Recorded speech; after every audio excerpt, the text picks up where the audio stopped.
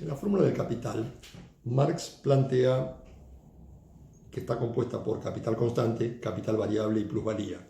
Decíamos, capital constante es una serie de mercancías como infraestructuras, materia prima, maquinaria.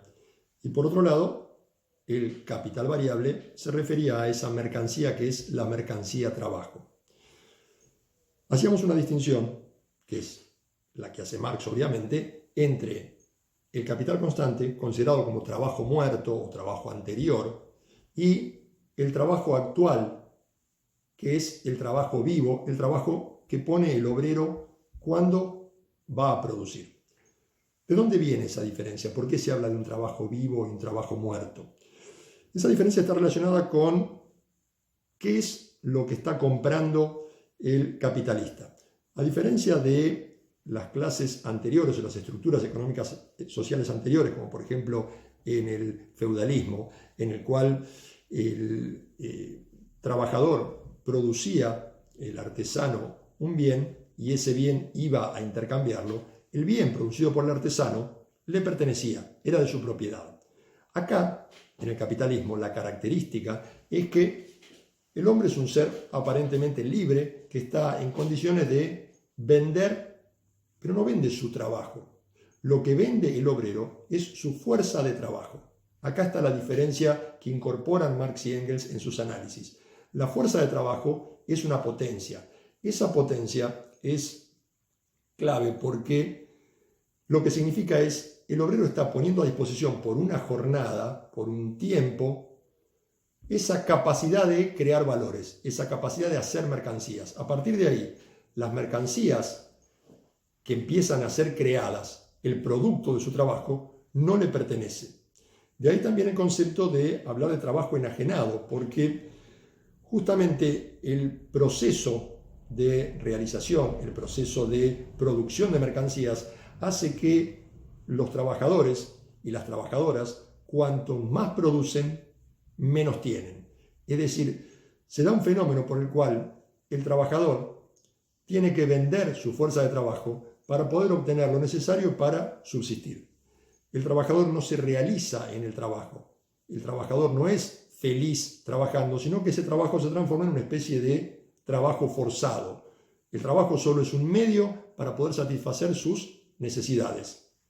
Vestirse, alimentarse, y realmente se realiza cuando está en su tiempo de ocio, cuando no tiene que trabajar. Este fenómeno de la enajenación del trabajo o el trabajo enajenado hace que se pierda noción del aspecto humano.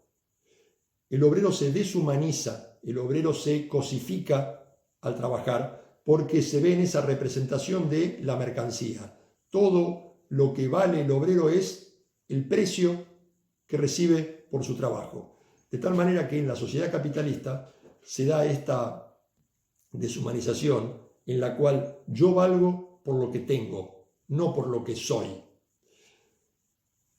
Para cerrar este punto, deberíamos relacionarlo también con ese papel que asumen las mercancías dentro del sistema capitalista. La mercancía no es una cosa en el concepto de Marx, sino que la mercancía es una relación social. Cuando hablamos de el valor de una mercancía, va a depender justamente de esa comunión que tiene con el resto de las mercancías, de esa interrelación que tiene con el resto de las mercancías. Ahí es donde Marx va a desarrollar el concepto de fetichismo de las mercancías. Por eso Marx va a hablar de que se nos aparecen como,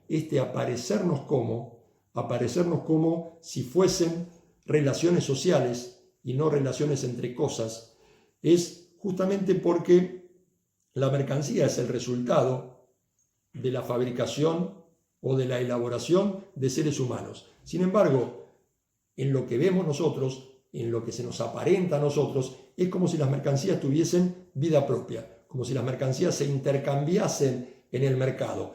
Esto de los trabajos humanos, trabajos privados que se transforman en un eslabón del trabajo colectivo, justamente por esas relaciones de cambio, es lo que lleve a este error de confundir esas cosas y transformar esas cosas en relaciones sociales. Esto es el concepto de fetichismo de mercancía o de esa apariencia de que las mercancías tienen vida propia a la que se refieren Marx y Engels.